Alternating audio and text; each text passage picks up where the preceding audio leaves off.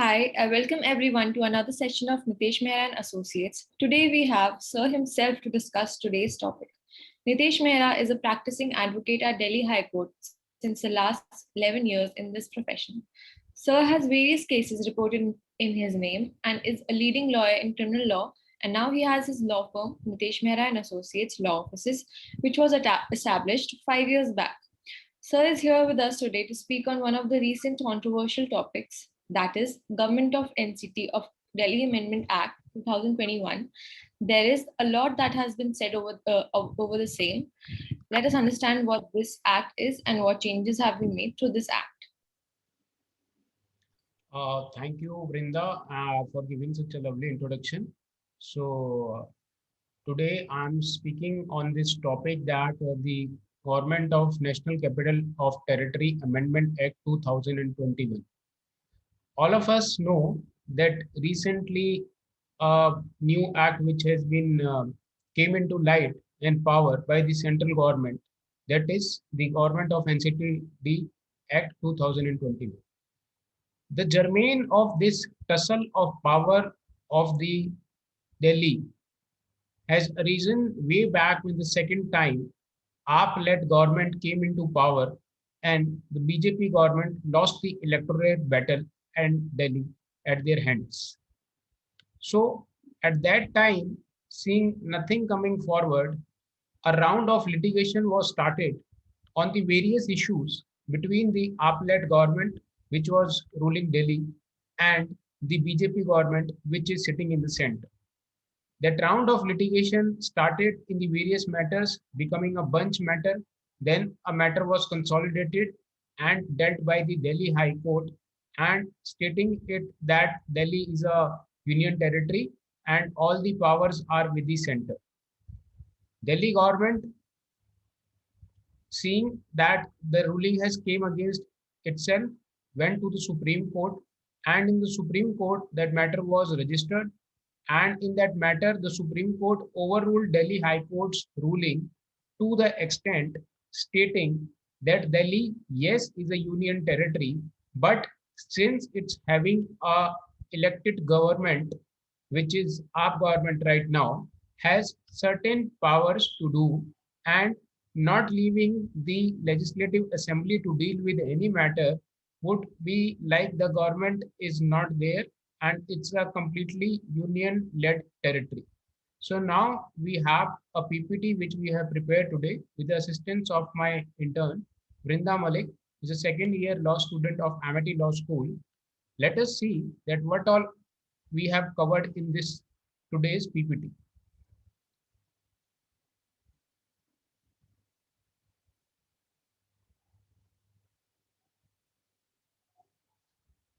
So this is the battle which has been started between the government of NCT Delhi and the LG.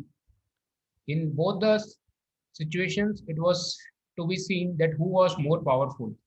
And therefore, in the battle of this power, in the tussle of this power, the things have went away a lot. Now, on 28th of March 2021, the Government of National Capital of Territory Amendment Act was enacted by Government of India. It amends the Government of National Capital Territory Delhi Act 1991 to give primarily to the centrally appointed Lieutenant Governor of Delhi and make the elected government of Delhi a subsidiary. The Delhi government will now have to seek the opinion of Lieutenant Governor for any executive action. The amendment was widely criticized by the Delhi's ruling Aam Aadmi Party for supposedly demolishing the federal structure of the government by transferring the power of an elected government to the Lieutenant Governor. Now, what are the changes brought by this amendment? A new subsection has been added to the section 21 of the GNCTD Act, changing the definition of the government to mean the Lieutenant Governor. By this change of definition, now what has been said that the government in Delhi means the Lieutenant Governor. Section 24 of the Act relates to the assent to bills and states that all bills passed outside the purview of power vested in Legislative Council will be reserved for the President.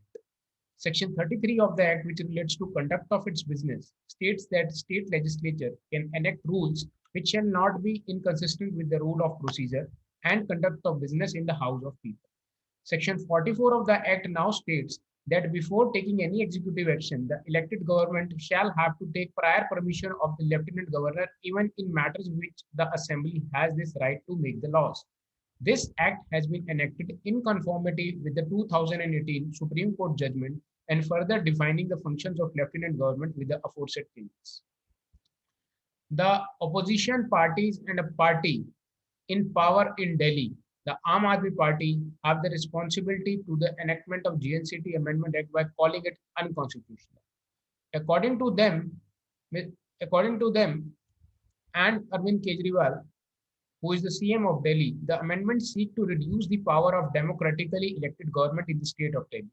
They also say that the position of the Chief Minister of Delhi would be rendered meaningless and that this would have adverse consequences on the federal nature of the country. According to the critics, the latest amendment will greatly reduce the efficiency and timeliness of the Delhi government by making imperative for it to hold consultations with LG even when a situation demands an urgent action. Significantly, the LG is not obliged to give his opinion to the state government within a time frame. Critics argue that LG could politically exploit these unbridled powers to hamper the government's administrative work and thus turn the political tides against the incumbent if he so desires, and that it ultimately might be against the spirit of federalism. Now, what is the center's response to this GNCTD Act? According to the center, whatever amendments have been carried out in this act has been done in accordance with the Supreme Court's judgment in 2018. The Ministry of Home Affairs said the act does not alter the constitutional and legal responsibilities of the elected government in respect of transferred subject in the state list and the concurrent list. According to the ministry, the objective of the act is to make relevant to the needs of the capital, further define the responsibilities of the elected government and the lieutenant governor and create a harmonious relationship between the legislature and the executive. The amendment would ensure better governance in the NCT of Delhi and lead to improved implementation of schemes and programs meant for the common people of Delhi. Obviously, this would have been the defense of the center because they need to in anyhow defend this by stating that this amendment has been brought in just to put the harmonious relation between the center and the state. So therefore, they say that the middle person who is the Lieutenant Governor of Delhi would keep this harmonious relationship managed between the center and the state. The Supreme Court ruled that the LG has not been entrusted with any independent decision-making power in the Union Territory of Delhi, so he must act on the aid and advice of Council of Ministers. So we talk about the nature of this act which has been come up in the way of amendment. We see the 2018 judgment which had its letter and spirit has not been followed. The meaning of aid and advice employed in Article 239 AA 4 of the Constitution of India has to be construed to mean that LG of the NCT of Delhi is bound by the aid and advice of Council of Ministers. And this position holds true so long as the LG does not exercise its powers under the proviso to clause 4 of Article 239 AA. The LG has not been entrusted with any independent decision-making power. He has to either act on the aid and advice of the Council of Ministers or is bound to implement the decision taken by the president or a reference made by him, it said. The Supreme Court, however, said that by no stretch of imagination, Delhi can accord it the status of state under the present constitutional scheme.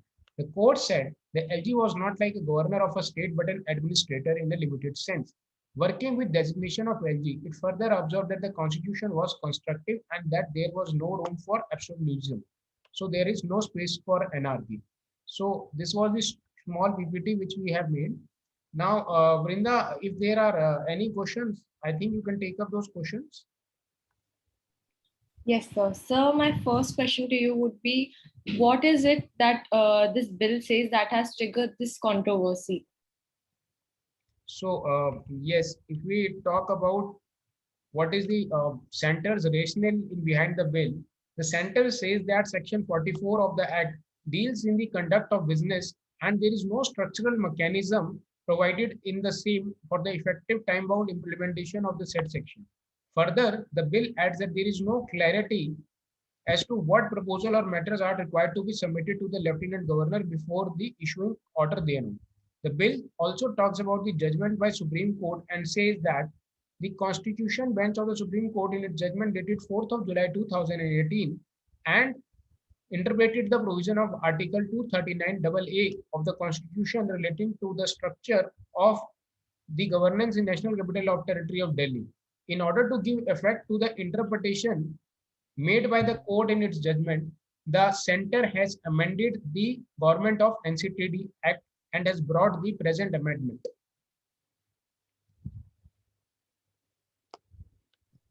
Now, my next question would be, why is the Delhi government protesting against this? See, Vrinda, that is very natural. One has to have a protest when somebody is in power. We need to admit the fact that the battle of Delhi in the electorate form has been lost by the BJP ruled central government. And in a hope to do a back governance from putting the lieutenant governor in the front, that is what the union wants to do in the NCT of Delhi. And the concern of Kejriwal or the Delhi government is very right to the effect that all the files will go to LG. This is against the Constitution Bench judgment of 4th of July 2018. And the Delhi cabinet has to wait for every decision in the executive sense till the time files comes or clear back. See, this is right now, even a pandemic situation is going on. And even on such occasions, if the file goes from Delhi government to LG and it stays there till the nod is not given, sometimes it may lead to chaos. So definitely the worry of state government, if we say the CM, the AAP-led government is right, they strongly condemn the BJP's unconstitutional and anti-democracy of the bringing of this amendment. My next question would be, what has been the powers tussle between the Delhi government and the lieutenant governor? See, yes, it's a very nice question which has been taken by you. If we say Delhi in its full sense is not a state where certain administrative decisions need to be taken in consultation and approval with the LG. Before the coming of this amendment, everyone from us know that in Delhi, the police or the home affairs were in the hands of the union, and therefore the law and order situations were in their control only. Now, earlier there was one ACB matter which was settled by the Supreme Court, in which they said that the center alone will control the Anti-Corruption Bureau and can pass the orders under the Commission Inquiry Act. In this case, the Delhi government had argued that Anti-Corruption Bureau's officers should report to the government as the bureau was under the state's vigilance department. The Delhi government also asserted that the transfer and posting of such officers were to be done by the elected government only. The LG does not control the service and he cannot control or order their transfer and postings, the said government said. So there has been numerous numbers of issues where there has been tussles. This Article 239 AA has not only come into light now. Earlier, when there were certain matters with regard to the writs, in that also there was always a question that who will be representing the Delhi police. Will that be led by the AAP government, which is usual course that the additional public prosecutors used to represent them in the court, or the standing council of theirs, or the Solicitor General, which is led by the union. So if in any case the Solicitor General has to represent Delhi police, in that case, governor has to use this power under Article 239 AA, and he has to notify that in that particular matter, SG is appointed to represent Delhi police. Then only the controversy will end, otherwise it would go on always. Now, my last question would be that what is it that we can expect in the future regarding this amendment and this whole topic? See, today we are in such a position that the tussle is already going on and it's been going on for very long. What would be the course of this amendment would have to be seen when it will be implemented, and it would be followed in its strict sense. As of now, since amidst the COVID, there have been certain situations where the LG is, yes, harmoniously working and he has been passing all the decisions which has been taken by the Delhi government. But recently, news has came to us that a petition has been filed in Delhi High Court for challenging the wires of GNCTV Act, that too by an Aam Aadmi Party member, stating that the basic structure of this act is violative of Article 14 and 21 of the Constitution of India. And if such act is going to continue, then it would create a autocratic form of government. So, bench of Chief Justice and the other member of the bench, Justice Jyoti Singh, issued a notice in this matter, and this matter has yet to come up. The What has been stated by them is that the amendments that are being brought by the government are against the constitution and against democracy. So the bill becomes operational. The government would be in lieutenant governor. There would be no point of the elected government of Delhi, as all the files on decision shall be taken by the Council of Ministers that have to be sent to Lieutenant Governor.